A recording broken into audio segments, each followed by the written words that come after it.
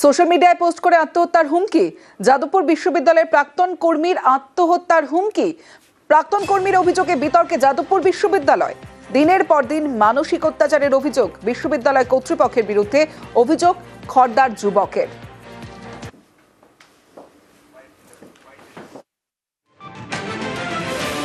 ওখানকার যে কাজের এনভায়রনমেন্ট খুবই বাজে। যাদবপুরে প্রথম মাস যখন চাকরি করি তারপর থেকেই নানাবিধ কটূক্তি সিনিয়র স্টাফ দ্বারা শুরু হতে থাকে। মেন হচ্ছে চন্দ্রলেখা সিনহা, আমাকে ওরা অফিসের বাইরে দাঁড় করিয়ে রাখতো, সই করতে দিত না। কেন? ওনার এতটাই অডাসিটি। ব্লাইন্ড ছাত্রদের কোনো দোষ নেই, চন্দ্রলেখা সিনহা মিলে ওদেরকে বোঝাতো, তোরা গিয়ে রেজিস্ট্রারের ঘরে গিয়ে বলবি ও কম্পিউটার চালাতে পারে না, ওর ব্যবহার খারাপ, ওর সমস্ত কিছু বাজে। ইভেন্চুয়ালি ওরা যে আমাকে মানসিক রোগী প্রমাণ করার চেষ্টা করেছিল, আমার এসএসকেএম হসপিটাল থেকে রিপোর্ট আছে I am the fit person. আমি যেতাম দেখা করতে, আমাকে ভেতরে ঢুকতে দিত না, রেজিস্ট্রার ম্যামের ঘরে ঢুকতে দিত না, মানে ওখানকার স্টাফরা। বর্তমানে মানসিকভাবে ভেঙে পড়েছে। হ্যাঁ, ভেঙে পড়েছে তো, বর্তমানে ভেঙে পড়েছে। ও বলে যে আমি সুইসাইড করব, মা হয়ে আমি কিভাবে সহ্য করছি, এই সমস্ত কথা বলে। আমি ওষুধ ডাক্তার দেখাচ্ছি, ওষুধ খাওয়াচ্ছি। হ্যাঁ, প্রতিবাদ আমি চাই। মধ্য কলকাতায় ফুটপাত দখল, অবৈধ পার্কিং প্রশ্ন করতেই হুজ্জুতে স্থানীয় বাসিন্দাদের। স্থানীয় যুবকরা তারা হুজ্জুতে। অবাধে ফুটপাত দখল, পাশে বেআইনি পার্কিং। কলকাতার 51 নম্বর ওয়ার্ডে শিখে পুরো আইন, কাছেই পুরসভার অফিস, নিউ মার্কেট থানা। এসএন ব্যানার্জি রোডে ফুটপাত জুড়ে সংসার। রফি আহমেদ কিদোয়াই রোডেও একই ছবি। ফুটপাত জুড়ে চাউনি, রান্না, শুকোচ্ছে জামা কাপড়। লাগোয়া রাস্তায় সারি সারি ম্যাটাডোর দাঁড়িয়ে। আপনারা কি এই ফুটপাতে থাকেন?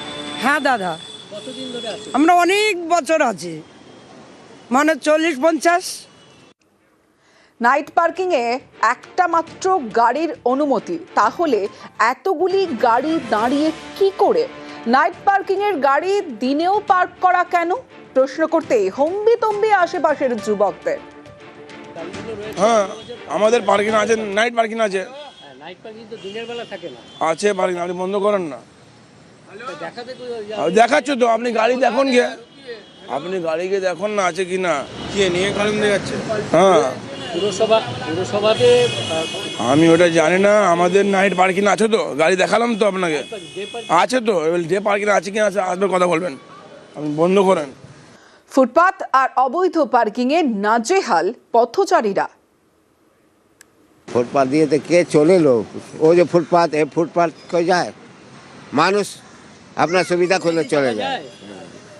না না, যাওয়া যাবে না। এখানকার লোককে জিজ্ঞেস করবেন যেখানে বাস করে।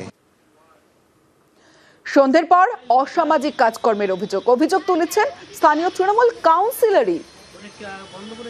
এই সেন্ট ব্যানার্জি রোড আর রফি আহমেদ কিদোয়াই রোডের জাংশনে একটা ফুটপাথ আছে, যে ফুটপাথটার ওপরে মানুষ এমনভাবে জবরদখল করে রেখেছে, আর 407 যে ম্যাটাডোরগুলোকে এমনভাবে পার্কিং করে রাখা থাকে, সেখানে যাওয়া তো দূরের কথা, সন্ধ্যের পরে সেখানে এত অসামাজিক কাজকর্ম হয় যে মানুষ তিতিবিরক্ত হয়ে যায়।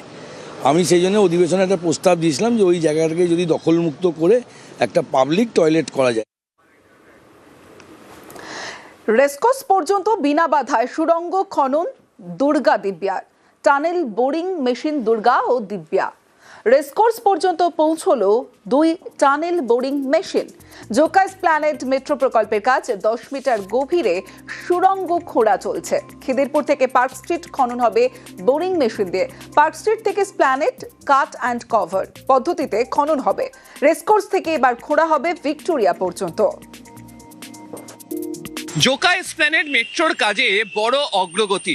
2025 জুলাই মাসে খিদিরপুরে সেন্ট টমাস স্কুলের সামনের যে শ্যাফট, সেখান থেকে পরপর 2টো টানেল বোরিং মেশিনকে দিয়ে ভিক্টোরিয়া মেমোরিয়াল হয়ে পার্ক স্ট্রিট পর্যন্ত সুড়ঙ্গ খোঁড়ার কাজ শুরু করে RVNL। ইতিমধ্যেই খিদিরপুর থেকে 2টি সুড়ঙ্গ খোঁড়ার জন্য যে টানেল বোরিং মেশিন দুর্গা এবং দিব্যা, তারা রেসকোর্স পর্যন্ত এসে গিয়েছে এবং ধীরে ধীরে এই 2টি টানেল বোরিং মেশিনের মাধ্যমে সুড়ঙ্গ খনন করতে করতে ঠিক রেসকোর্সের বিপরীত দিকে ভিক্টোরিয়া মেমোরিয়ালের যে অংশ, সেই ভিক্টোরিয়া মেমোরিয়াল পর্যন্ত চলে যাবে হচ্ছে এই টানেল বোরিং মেশিন সুড়ঙ্গ খনন করে।